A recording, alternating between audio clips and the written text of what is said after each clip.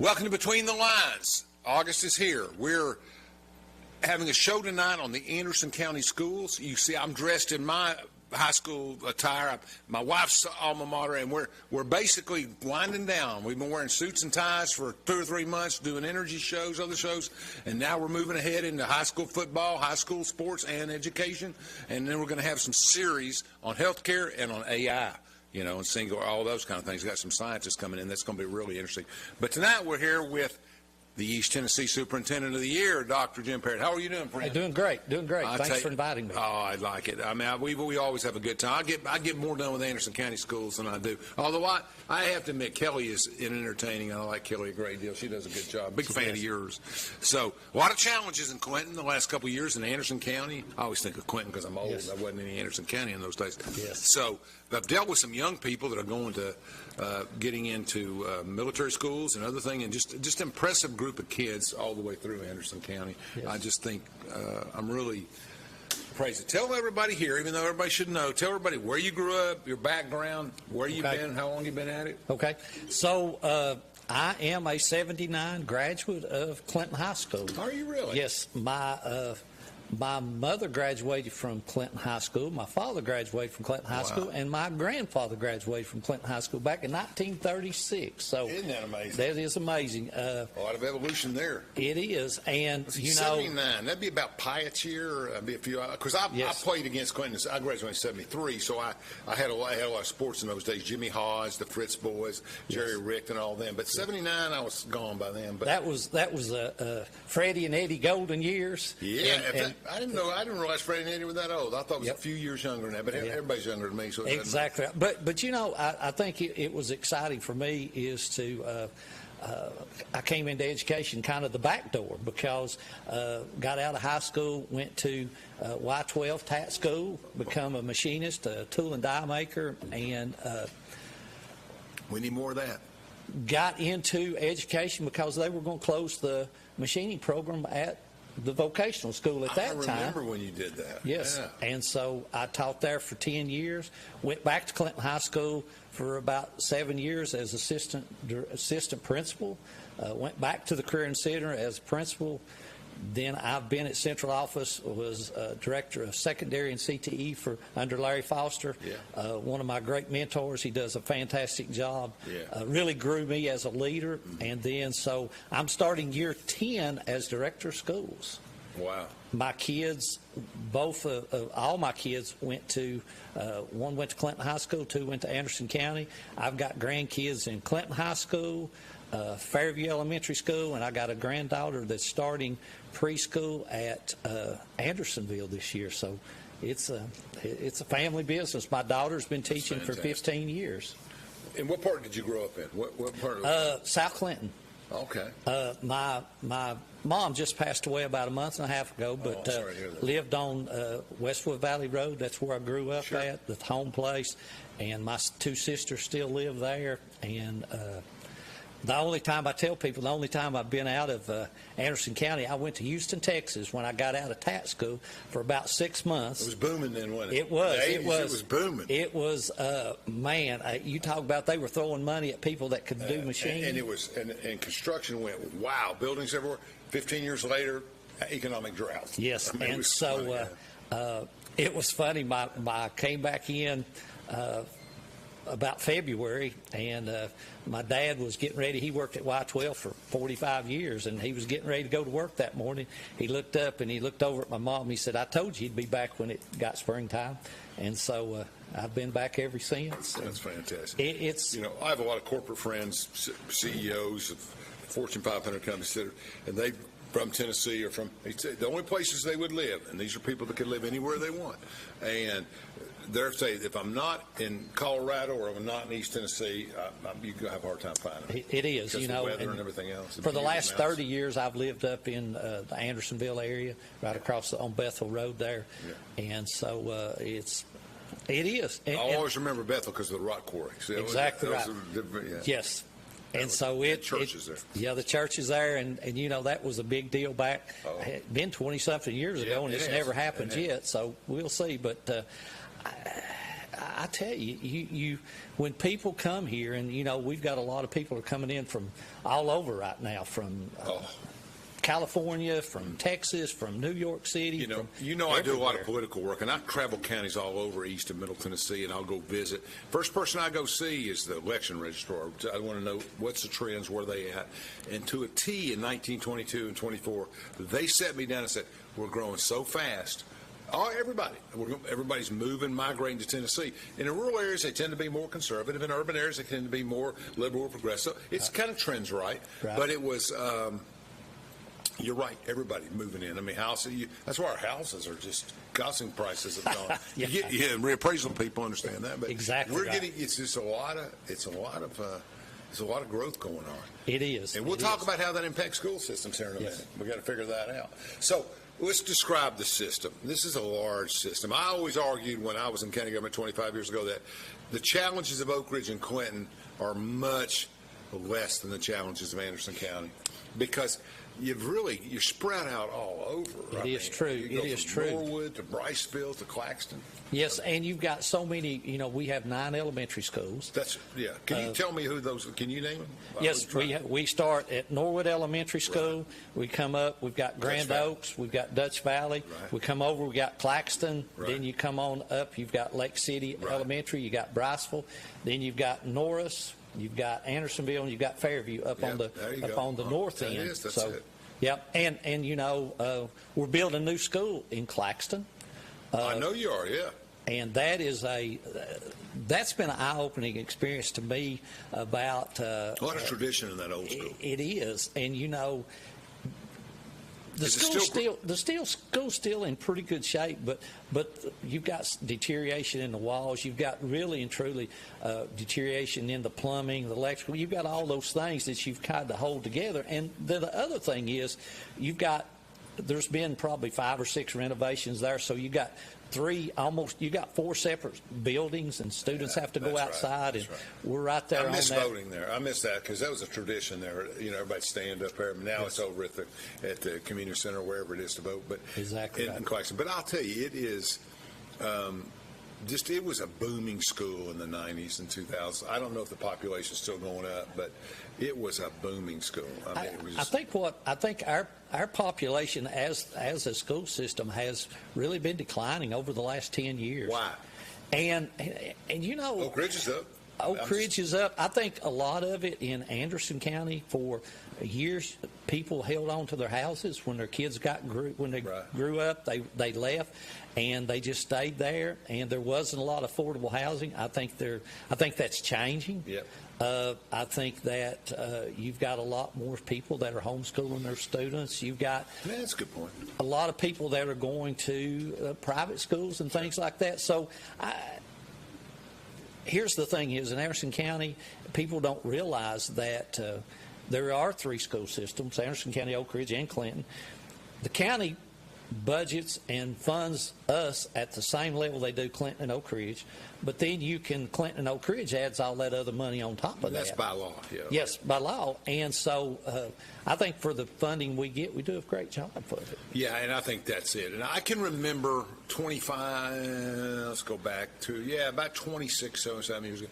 I can remember Norwood School didn't have enough to pay for books. I mean, they were collecting money from parents or anybody else, and I never thought that was a good thing. But we had other issues, and they struggled. So a lot of these schools, I know some people have done some jobs in trying to help. We have some areas. You go up into District 4, Lake City, Briceville, New River. We have a lot of in poverty up there. Exactly right. And when you're at free and reduced, is at 80 to 90%. Yeah, yes. That's right. And in Briceville, we have a school that's small. Numbers are under 100, but it's so much part of that community. And when you it's also nationally recognized school. Yes. And they do such a great job there, and you've got doctors, lawyers, you've got, everybody. You've had a director of schools that come out of that school. And so you want to be able to hold on to that tradition, hold on to those small schools. Yeah. And our board is they've really and truly, they're behind that. And Dutch Valley, though, Dutch Valley for a lot of years, they were at 100 students, but they're really moving up. They're about 125 students. Yeah, now. I always saw them as a small school. Yes. And out there, You know, I just leave that to Gary Long, and I stay away from it. Yeah, That's I it. don't know That's much it. in that valley. I know that's Gary's country out there. I think there's education's under a lot of. I have a lot of clients. I would say of my 15 or 20 state representatives, state senate, county commissioners, mayor, sheriff types, of those people all over East Tennessee, I would argue that. I haven't counted them up, but I'd say 2/3 to 3/4 are for vouchers. They support vouchers. They're conservatives. They believe in alternative education. Doesn't impact us as much in Oak Ridge and Clinton and Anderson County because we perform at a better level. I'm not sure it's as needed, and we fought that fight on multiple levels. I don't believe in rubber stamps for things. I think there are districts in the state that need it. There are places where you struggle. You can't even get a school resource officer certified in some states. Nobody apply for the jobs in these small counties. So there's a lot of issues out there. But I can't imagine sitting down with a spreadsheet and your staff and trying to figure out where to start. Budget's a big deal. I tell people is I start on the new school year. October 1st, I start the new school year. And so by January, I have to have a budget, and a lot of it is, like you say, is over the years I've learned it. Larry Foster taught me a lot about budgeting. Jim Woodward did. And so you have to be, you have to be very conservative about those numbers because our thing is you don't want to stop school in January. You don't want to come and say, hey, we've run out of money. We're going to stop buying books. We're going to start doing this, stop doing that. Right. So we've done a great job of it, trying to pay for things as we go, pay down debt. You have that reputation. You have that reputation. You have a very conservative management of the schools. Tell me why, how many students are there in the system? They're right at, with preschool, we're right at 6,000 students. Okay, and what were you 5 years ago? 5 years ago, we were at 66, 6,700. Okay, roughly, okay. Yes. Okay, and next year you project that to be lower again? We hope we've hit bottom. Right. With Mary's Point coming on, those houses coming on there, and all the growth in Anderson County, I think we've pretty well hit a plateau, and maybe we'll start growing back again. I think that we get a lot of students that want to come to Anderson County with our STEM certification. They want to come and play ball. I think sure. That, and when you look at the things we have, we offer a whole lot for our special ed students. We've got a lot of extra things that we do for them. I think we have a lot more to offer than a private school. Our facilities are great. When you look at Clinton High School, they have an indoor facility. Anderson County is building one. The building's on site, and with art, music, PE, and all those things in every school, it is really a well-rounded school. And Oak Ridge just started. They're having to where all their students eat free, and we've been doing that now full out for about the last 2 years. Before that, we had everybody but Anderson County High School and Norris. I have mixed emotions on that rule. I think everybody below the poverty line, or even 45, 85%, whatever the number is, yep. I think they need to eat. I worked in the early 80s on the WIC program. Yes. I pushed. I remember when Congressman Fleischman and I started working in 2009, I took him to a Clinton school. I can't remember which one. And I said, you got to try to help WIC. I wanted him to understand what WIC does. And for our viewers, that's women, infants, and children. It basically provides food and nourishment and other things, right? Correct. Yes, sure and is. They do federal programming for that. I don't know how it is now, but that's the way it was. And I think there's getting some kind of breakfast program. I mean, these kids are coming to school without food, and with all the collateral drug issues and everything. I mean, yes. I'm not sure these children are getting what they need to begin with. We don't have the same traditional structures we had 4 years ago. And I think what the thing was, when you looked, elementary stayed pretty close. They would turn in all the paperwork and things like that. But when kids would get to high school, that stigmatism with a free and reduced lunch, they just wouldn't eat. And so then you have all these students that are going hungry. And a 15 or 16-year-old can hustle. Yeah. They can make do, borrow, get a candy bar, do what they got to do. Yeah. Not that that's desirable, but a 6-year-old can't do that. No. And they've got to be fed. They've got to be fed. You're exactly right. There's things that got to happen. Or they can't learn. Yes. I went and got a Snickers bar for the show because I would have dragged through the snow. I hadn't eaten all day. It's the same thing. They got to eat to learn, and that kind of stuff, et cetera, et cetera. Yes. So let me ask you this.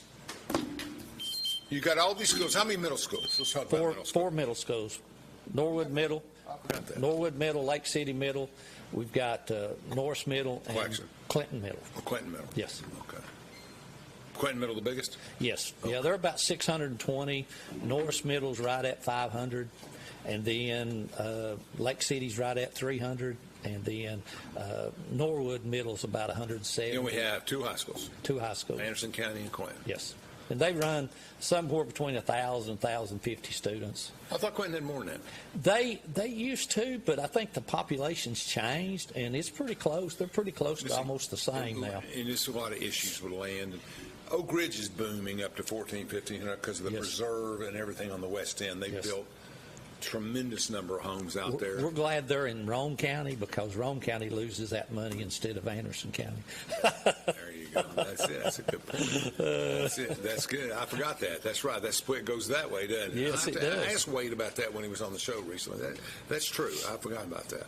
So, but, I mean, there's 1,000 homes in there now. It's a city in itself. Oh, it is. It's a beautiful place. Yeah. And I think Oak Ridge, if you look at their 10-year plan, they're going to have to build some schools, and I think they've got it in the. Well, the Linden School, I mean, you're going to have to do something out west. Half the people want to. Tradition always tries to stand its ground, but et cetera, you're going to have a bigger school. I don't know how big it is, but it's got to be big. And then you throw St. Mary's in the mix, where I graduated from, my son graduated from. You got 240 students who excel. Well, I was going to say, I think when you compare programs, I think the younger ages and the competition, maybe with the exception of St. Mary's, you public schools have more stuff to do. I think when you get to the high school and you're looking at Webb, Catholic, Christian Academy, those programs are high-end programs. They are. And they have a lot to do. And Webb's out of the reach of most people, but Boucher's not really going to impact Webb number. That's about a third of it. But do you see people leaving school because of vouchers? My hope is no. I think some of them will leave and try it. And I'm not sure how many of those, out of those 20,000, that I think there's 20,000 slots. How many of them will be in Anderson County that they'll even get in Anderson County this year? So now the governor has said that if our student population goes down, our funding for the state will not go down. Okay. Now, it may not go up, so we've still got, if they put in that 3% pay raise, we don't get any funds, we got to cut to figure that out. Right. But I think overall, what he did was a whole lot better than it could have been. And so really it's kind of one of those just wait and see and where it's at. And I think here's the thing is competition, I've never been against competition. No. And I think that well, it's not about the school, it's about the kids. It's about the kids. That's and it's right. About, with us, every student every day. And we need to make sure that when that student comes through the door, they get the best education money can buy. Wherever, and I think it's true wherever they go. Wherever they go. I didn't like the governor's bill. I didn't like it. I think too many adjustments or amendments had to be made to make it a fiscally responsible bill. I like his intent, what he's trying to do. I just think that the bill turned out to be unpopular on both sides. As you know, my wife was on county commission, and she was a very strong advocate for public schools. Yes. She said, I don't, and we sent our kids to private school, and the bottom line is to a certain level, and we went to Oak Ridge High School, but through 8th grade. But we sacrificed and paid for that. I don't want to have to do that, as she said, much to the support of the crowd. But she said, basically, I shouldn't have to do that for other people. Everybody needs to focus their own way. If you want to make that sacrifice, do it. Otherwise, support our public schools. Right. Well, and I think that's the thing is if you look at data, and I did a lot of research, is your private schools, when that voucher comes in, most of them within 3 to 4 years, they raise their tuition 30 to 40%. So it takes that voucher money back away. So it puts that out of reach again. I was talking to some private school friends of mine as principals and other things. They said that school's hard to get started because everybody's bringing vouchers in. All of those people went there last year. Yes. That's the problem. That's the problem. You're supporting 80 to 90% of just paying the bill for the people that are already there. Yes. And I don't think that was the goal. No.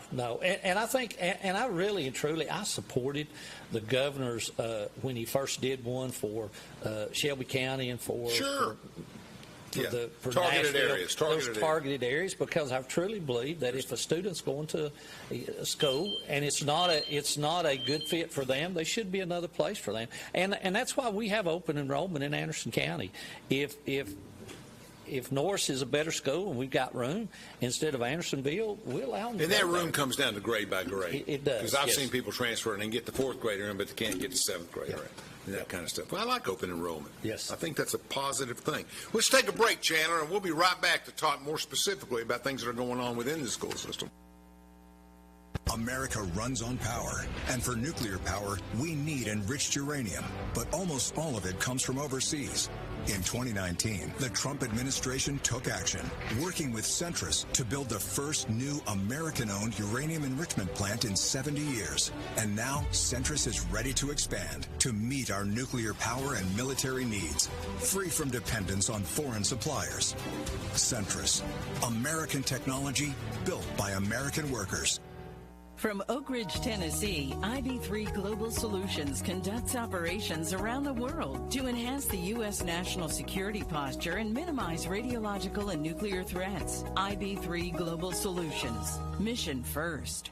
Vision, values, and commitments. Extraordinary teams building inspiring projects. We live for a challenge. We do the right thing. Exercise the highest level of integrity and ethics. Create a positive legacy. Through purposeful And sustainable projects. we take care of each other. Safety and well-being above all. Treat each other with the utmost respect. We succeed together. Embrace our differences. Seek diverse views. And listen to understand. Foster a deep sense of belonging. We build trust. Develop lasting one-team relationships. With our colleagues, customers, and partners. Hold ourselves accountable. To deliver excellence. Feeling overwhelmed with your business finances? At P&L Business Services, we handle all your bookkeeping, payroll, and tax needs. From federal tax returns to QuickBooks training, we've got you covered. With over 25 years of experience, we provide customized packages to fit your business. Focus on what you love most, building your business. Let us take care of the rest. Call 865-294-4792. P&L Business Services, empowering you to grow your business. This is Joe Heckman, President of Waste Management at Energy Solutions. Nuclear power is on the rise. Energy Solutions is part of this transition and part of the solution, delivering comprehensive services and assets that support the entire nuclear life cycle. Energy Solutions is protecting and preserving the environment for generations to come. At Navarro, we partner with our clients to advance technologies and deliver effective solutions for complex challenges in the nuclear, environmental, and clean energy fields.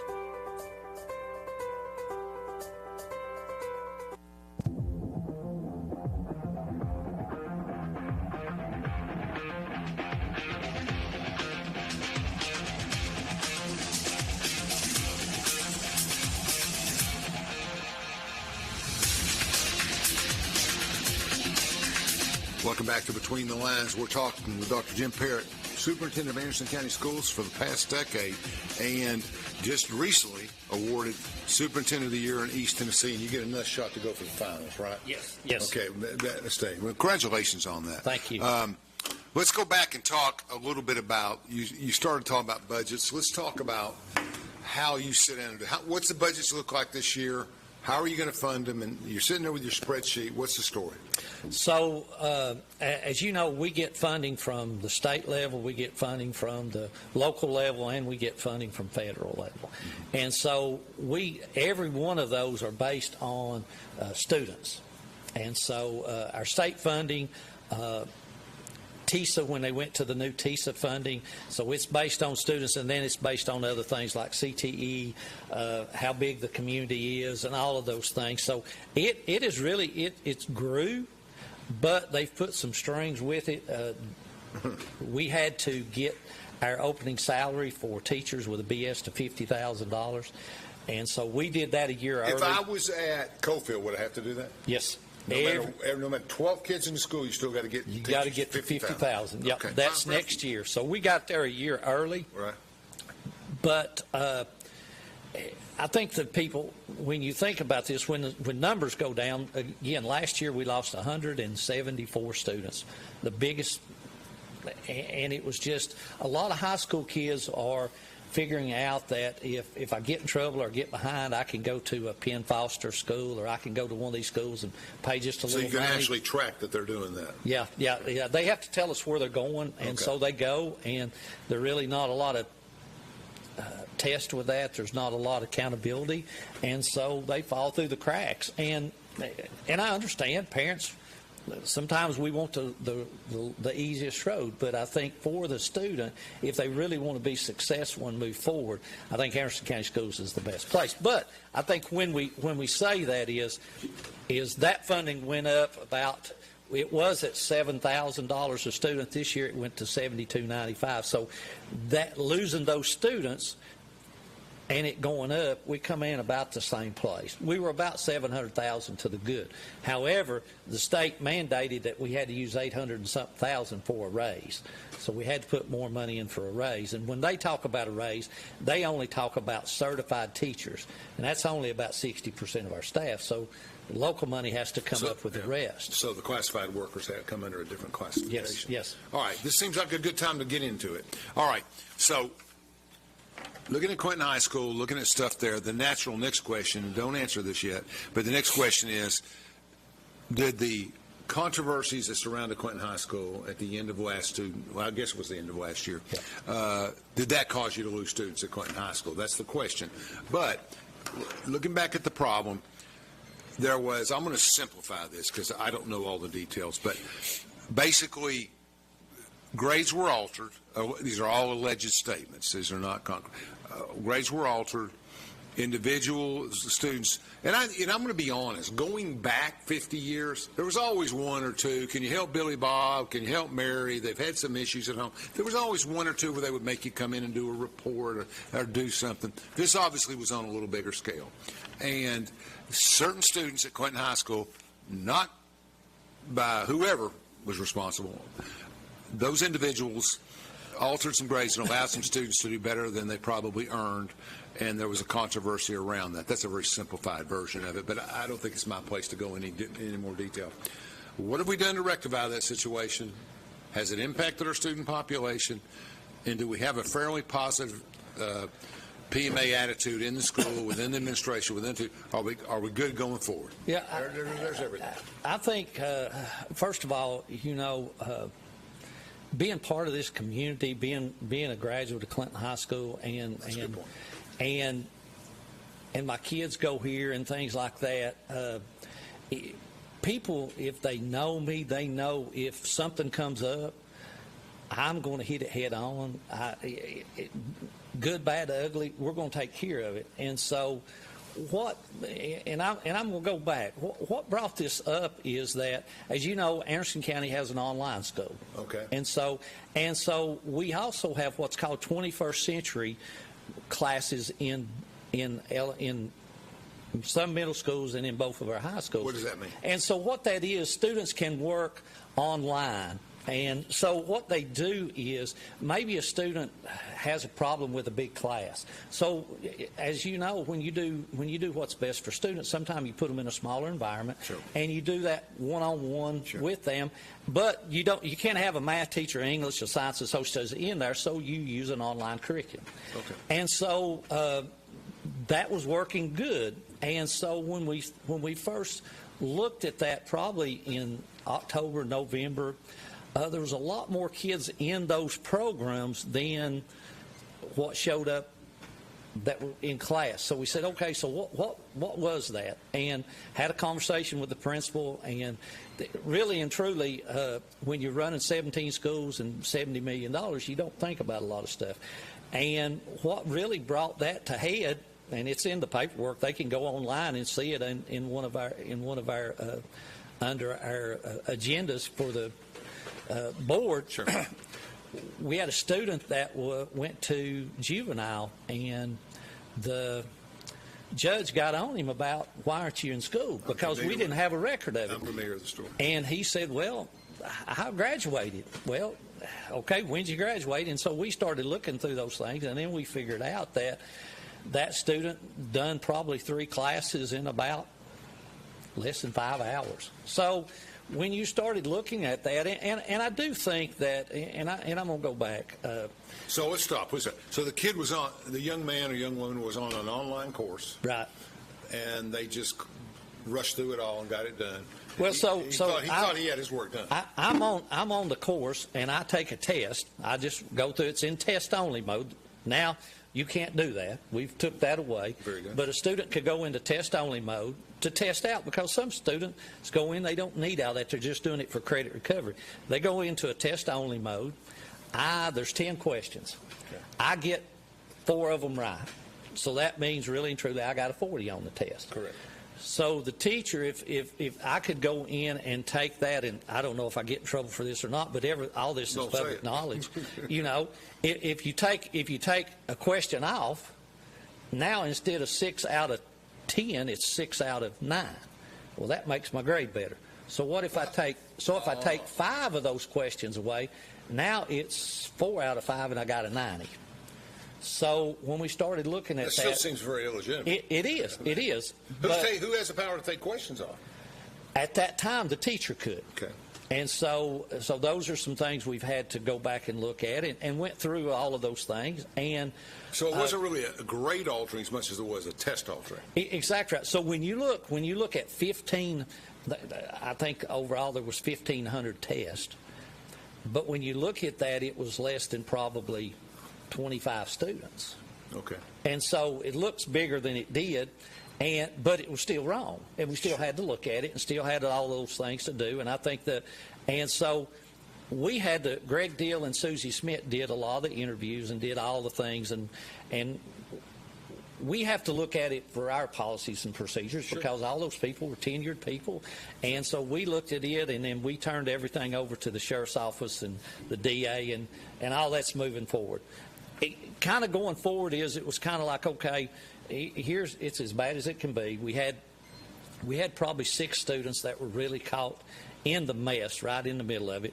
We really worked with those 6 students and their parents and gave them extra time to come back. We give them extra support. And I think all but 2 of them ended up graduating. So I think that it was still, I think, and again, sometimes when we do things, we think we're doing things best for students because we are helping them out, and sometimes it's not the right thing to do. And in this chance, it wasn't. In doing that, I still think there was a lot of good people got caught up in it, and a lot of lives were, I don't know if they were ruined or they were altered, you know. Yeah. And so we put in a whole new administration. So let me ask the question I was going to follow up with.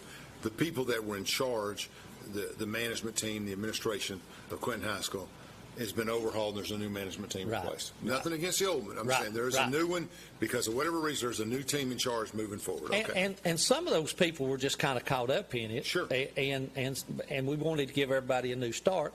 Robbie Harold, he's a 92 graduate of Clinton High School, right. And he's been a principal at the Career Technical Center for about 7 or 8 years, right. Maybe 9.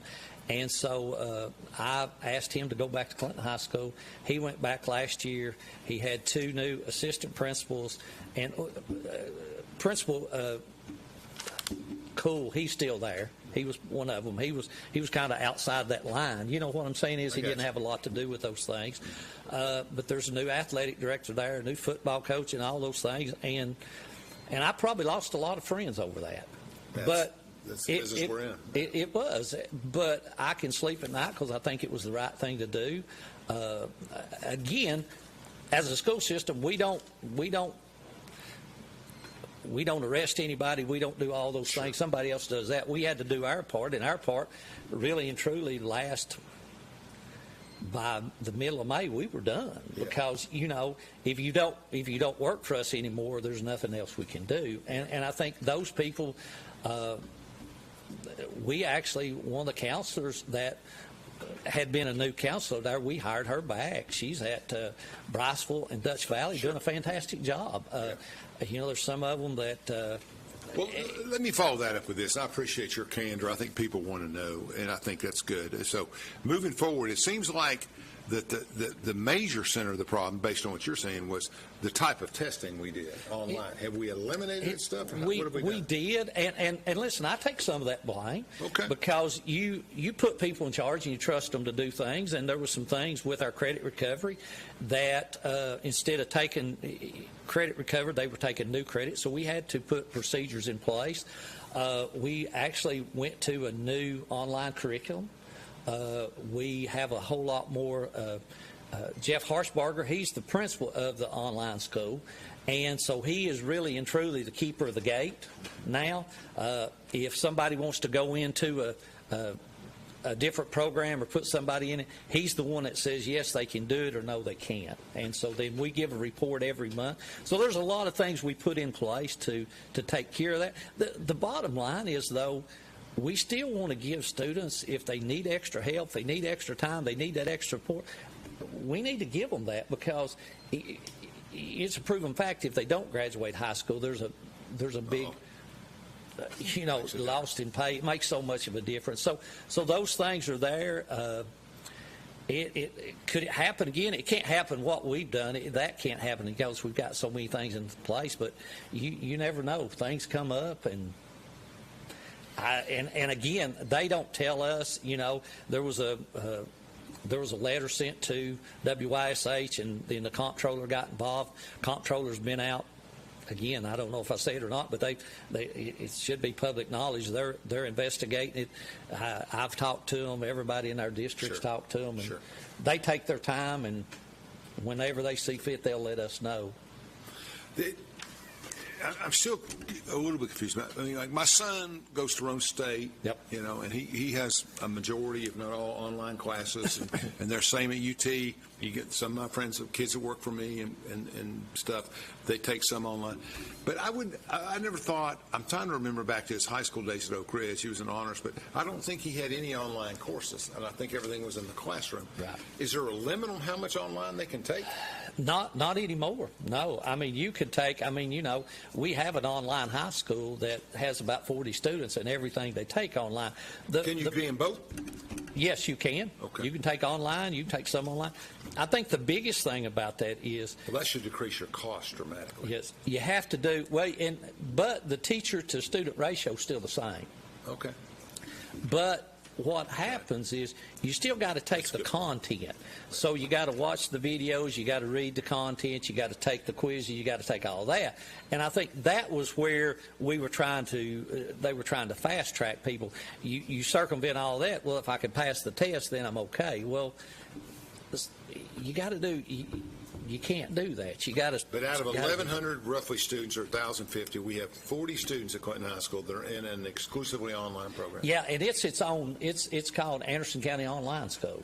Okay. And so they could be Clinton or Anderson County students. Okay, yes. I got you. Yes. All right, I understand that. Yep.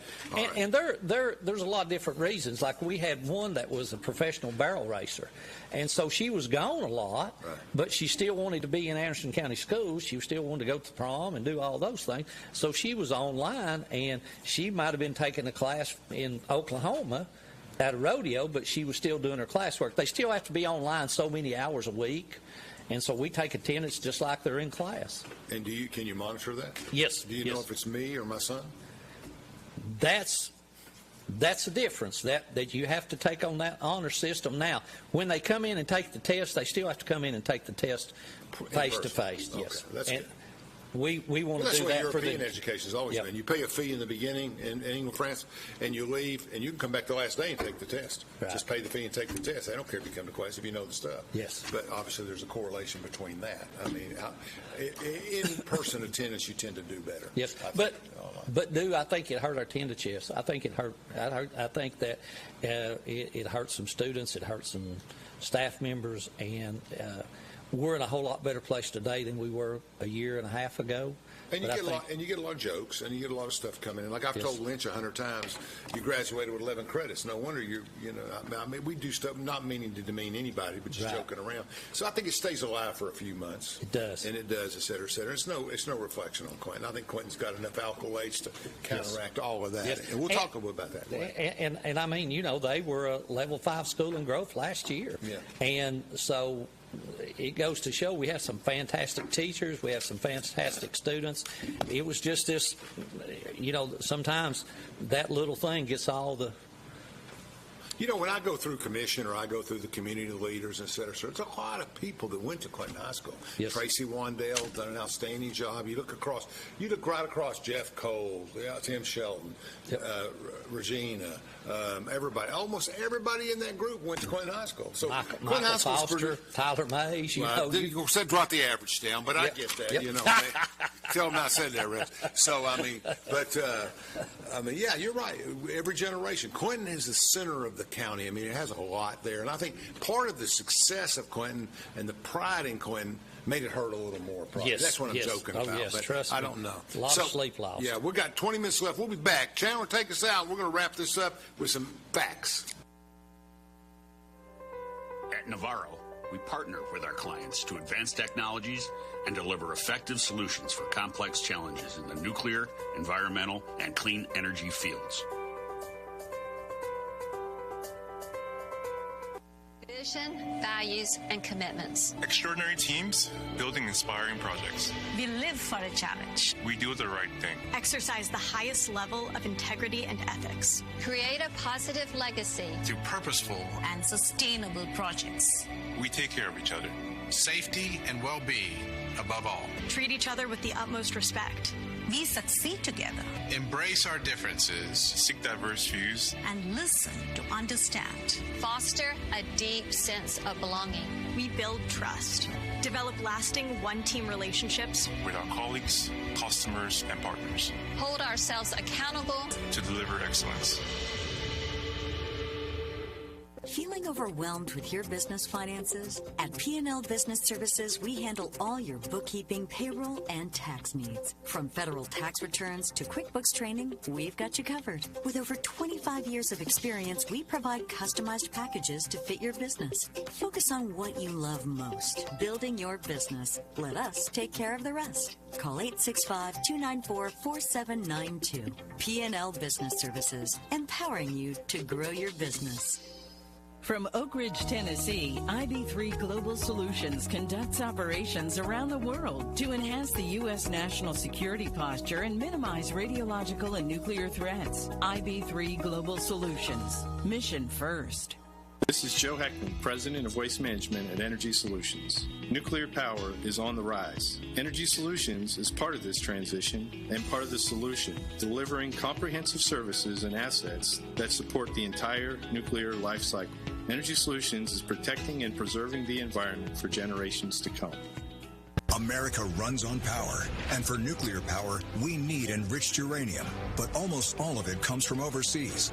In 2019, the Trump administration took action, working with Centrus to build the first new American-owned uranium enrichment plant in 70 years. And now, Centrus is ready to expand to meet our nuclear power and military needs, free from dependence on foreign suppliers. Centrus, American technology built by American workers.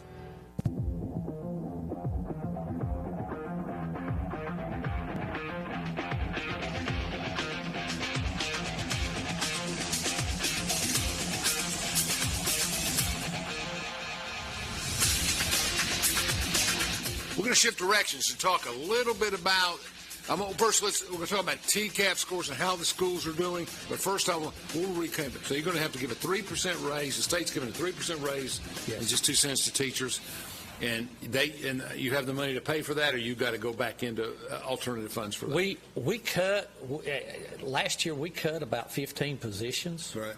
And cut 2 at central office and cut a lot to make that, because a 3% raise is right at $2 million, so we had to come up with about 1.2 to fix that. It used to be, I remember 25 years ago, it was like $500,000 for 3%. Exactly right.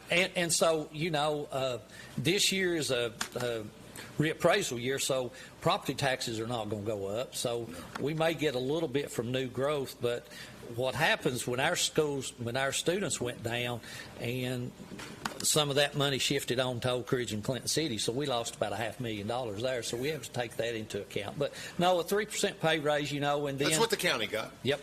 So you're in step. That's Yep. fine. I think that's reasonable. That's around where COLAs are. I think our state retirement, everything was 2.8, or Social Security was like 3.2. So anything around 3% makes sense. There's not been much inflation. It's been 2 to 3% all year. It has been good. So it's been decent, right? Okay, so tell me about TCAP scores. These are tests that everybody knows about who has kids. They basically evaluate how you're doing in your system, and what grades take them? So they grades 3, 4, and 5, 6, 7, 8, and then in high school it's Algebra 1, Algebra 2, Geometry. A lot more than we had to do. Yeah, it's biology and then world history. So you've got 5 tests in the high school. And of those, how are we doing? Of those, in the elementary and middle school, all of them went up this year. Good. We're on a projection over the last about 3 years. They've continued to go up. Algebra 1 scores, they're pretty leveled out. The test is just so hard. When you look at that test, at one time before they changed the test, we were at 70% on track in mastery, and now we're about 30%. But we're right in. My goal would be, and people may think this is, so you have 4 levels. You have below, you have approaching, you have met and exceeds. Right. And so when you look at approaching, is to me a level 3 kid. That's where I was in school. Sure. If I was average, I was pretty good. You know how that goes.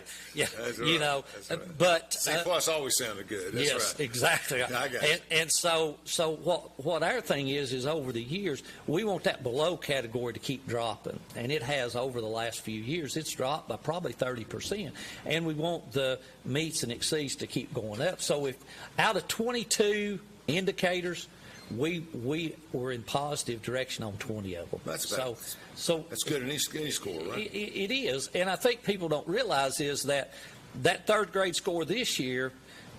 Next year, it's a totally different group of kids. They're coming into 3rd grade, so you don't never test the same students. So it's kind of like starting over every year. It's like I've researched this, and obviously it's been involved in legislative battles over the years and other things. And I've told people, and I believe this in the bottom of my heart from the research I've read, and the people I've had on this show, and the people I've worked with all across, if they come out with an ability and an interest in reading, they'll be okay. Yes. And I don't care what else they're struggling in. If you can read and you like to read, you can always recover at any point in your life. But if your reading skills are mediocre or below, it's hard. It is hard. It's hard. And I think third, we have the 3rd grade retention law now that if they're not on track, if it meet or exceeds, they have to go to summer school. I think summer school is a good thing. I think that we may be better off too to do some tutoring during the school year, and we do those things. But I think overall, our students are in such a great place. Teachers have the resources they need. But it's all done by 3rd or 4th grade. You've got to get them early. It is. And I think those smaller classes in Anderson County, I think that really helps. When you have, there's a difference if you've got a kindergarten or a 1st grade that's got 17 to 20 in a class instead of having 25 to 30 in a class. I think the burden shifted. We always taught that we're a team. We're a partnership between parents and between schools. And that burden has shifted more heavily to the schools. It has. It's a dysfunctional generation of parents. Sorry. But, youth drug usage and everything else that happens, I just feel bad for these kids. I grew up like you did in the 60s. We sit there in the 60s. I'm a little older. You're in 07. And we sat there and our parents read to us. Yes. My mother sat there and read to me. Stay-at-home mom, 30, 40 minutes a day. We'd take the books, we'd read. So by the time I got to school, I could read well. Yeah. In kindergarten. Well, and you read in Sunday school because you knew what my thing was. Okay, they're doing all these passages. I need to figure out what I'm reading now. That's correct. But I think that is true. I think that now kids. I've got a granddaughter. She's 4 years old. She'll be 4 years old in September, and she run an iPad better than I can. But and as bad as most on this show, I complain about these all the time, is taking kids away from social relationships, everything, et cetera. But the ability to learn is accelerated rapidly. It has. And these kids have no excuse not to, from whatever, they all got one of these in their hands. Yep. And I take food to the shelter. I think about taking whatever I got to take. You know, one of the more things to give it out to the poor kids that are in line. You know. Well, you know, that was one of the things they passed a new law about cell phones going into next year about how they can't have them in class and all these things. Like that. And so we're pretty good. We've always had it at elementary and middle school. When a student walks through the door, they put the phone up. They don't have it out. In high school, if they're at lunch or they're, you know, the hallway, I don't know how long you had when we were there. You know, you had a whole lot longer. Now I think they only get 6 minutes. So it's between classes. In classes, you know, there's not a lot of time to do things like that. But Oak Ridge is a little spread out. I think they get a little more than that. Maybe I might have 7 or 8 minutes. But I would text my son, and I knew what class he was in because I'm Montreal. But he would be in a class, and he would text me after he got out of the classroom. Right. And so I think those things. I think that we have to treat. You know, I had our beginning of the year meeting, and I said it's about relationships. If a student, if a teacher builds a relationship with the student and the parent, that student will run through a wall for you. And if the parent understands that the reason that teacher's pushing their child is because they want them to be better, it all works together. But you're exactly right. It has to be a partnership. If I said, and it's harder and harder. If I said, if it's up to me, I'd have after-school computer program. I would send those kids home at 5 o'clock and let them read and do fun stuff after school. But you can only do so much. But while we're looking at everything, if I said, okay, look, I'm going to give you $500 million just to do what you want to do, what would you do for the school systems? $500 million. Give myself a raise. No reoccurring. No reoccurring. What would you build? What would you do? Here's the thing.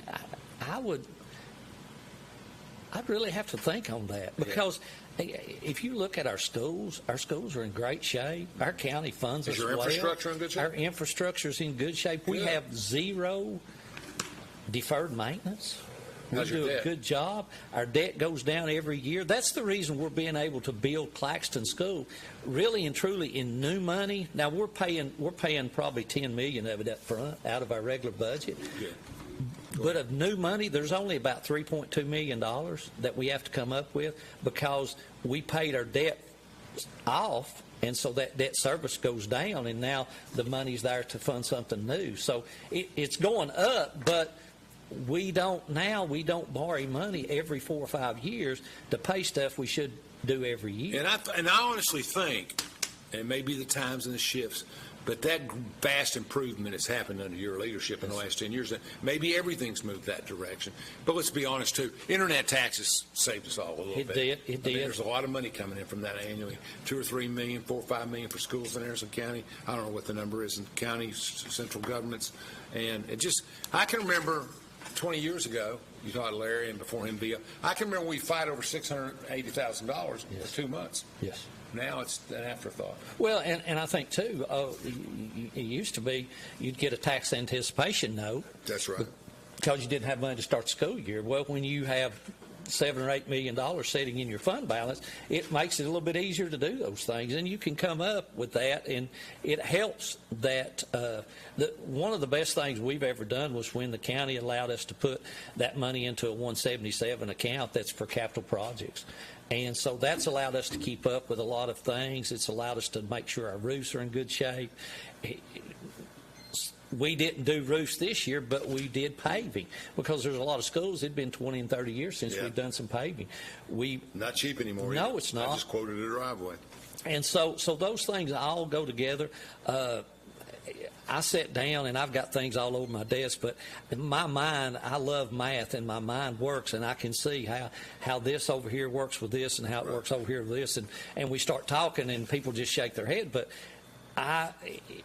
my thing is you can't run out of money because there's none out there. That's the first thing you taught me in the business world in the 80s was if you don't run out of cash, you can always survive. You can make a move. Exactly. Any new initiatives this year? Anything going on in your school? I think one of the things that we're excited about, Claxton Elementary School, Norwood Elementary School, and Clinton High School now, they are all STEM certified from the state. That's excellent. And we're working on some middle schools and Lake City Elementary School. Sometimes I still call it Lake City High School. But we're still working to try to get those STEM certified in that, science, engineering, technology, and math. How many students in your Anderson County vocational program? We run probably 1,000 students a day. I'm going to tell you something. We just hired a welder or something out here, $70 an hour. What does that run out to? 80, 90,000 a year? 90,000 a year. Yeah. Yep. I mean, it's big money. We are. And, we're building, we got, before TISA come in, the governor put in, what's called an ISM grant. It's kind of a thing where you can really focus on CTE. So we're building a CTE building at Clinton High School that will just for welding and a big push from the state to get more workers into that. It is, and so that will double our students that can be in that program. Up at Anderson County Career and Technical Center, we just paid $100,000 for a simulator to where students can go in and learn how to operate heavy equipment. Wow. And so that is a big push for the Oak Ridge plants and all these things down here. And they're needing, I think they need, over the next 5 years, they need 600 to 1,000 of them. I work in that world. You're exactly right. Tell me, especially if Verano and some of these others get off the ground in construction, tell me about the new legislation. I know there's been some educational impact. 3 or 4 things have come up. Is there any new laws that affect you? Well, we've got a law that we have to teach gun safety in every grade now. Oh, yeah, I forgot that bill. Yeah. We got that one. We've got one that we have to teach, and I don't know what the name of it is. I call it it's a success of life or anything, but what we're supposed to. Course? Well, no, this is you're supposed to tell them that you need to graduate high school, you need to get a career or go to college, then you need to get married, then you need to have kids. If you do that, there's probably a 95% chance you won't be in poverty. Well, it's hard to tell that to a lot of people because they didn't take that path. I didn't take it, but I don't know who we're telling to get married and have kids. That may be an overreach by the government, but everybody has to make that decision for themselves. Yep. Stability is a good thing, and families and marriages are stability. I get that. I know where they're going, but they'll find some forks in the road on that. Yes. Well, and I think that's another thing is that, our government, our county commission, our mayor, everybody, even Sheriff Barker and everything, Tim Shelton and all of they support public education. Yeah, they do. And we're good friends. They know they can call me and ask me questions, and I'm going to tell them the right. I'm going to tell them the may not be the correct answer, but I'm going to tell them what's right and tell them the truth. And I think those are things with county commission. They ask me questions, and overall, when we all work together, we have a great school system. Yeah, I think Quentin has that excitement, enthusiasm. Real quick, how's your sports programs? New coach at Clinton is doing a fantastic job. Right. I think that they're going to surprise some people this year. I will kind of be a letdown if Anderson County doesn't be at the state tournament this year. They're always there. They're always there. Davey does a great job with that program. Yeah, Davey does. I think that's changed because you really got that.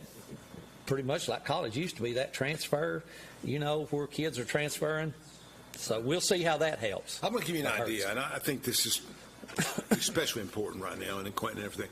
I think you need to figure out a way to get some Quentin alumni recognized in a group, elected officials, business leaders, that can come and do some basic things. I'm not talking about talk to a school. I'm not talking about, I always like the achievement thing. I worked in that, I taught in Quentin schools and that. But, something where we could have I don't know, I see UT do it, Notre Dame. Robbie has just started a Clinton High School Alumni Association. There you go. And he's got a board of directors, and they're talking about doing fundraising, pulling things back in, pulling these people back in. Yeah. So I think he's right on track. You and him's on the same page. We'll send him over. We'll talk about that. Okay, I'll do that. We'll get in there and talk about how they can participate and everything, et cetera. Yep. Well, I always enjoy having you. We never have you. enough time, but right. you were very forthcoming, and I appreciate it. And I wish all the people at Quentin a good experience this year. Yes. Move on. Get going. Get going. You can sit and worry about all this, but you got 1,100 kids sitting there what need your help this year. It's about every student every day, and when you make decisions, that's what's best for the student.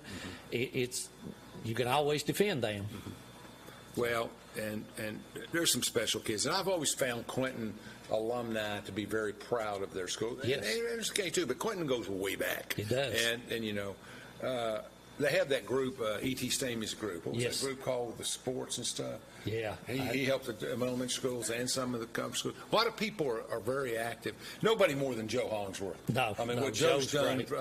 I'm just the biggest fan of Joe, and what a great new park and all that. But, you know, I think Quentin High School needs everybody to rally around and do stuff and have a great year and help these kids. And I appreciate you coming on talking to us Thank about you. everything. Wide open, no restrictions. Yep. So good luck. School started. Let's get going. Let's get Thank you, going. folks. We'll see you next week.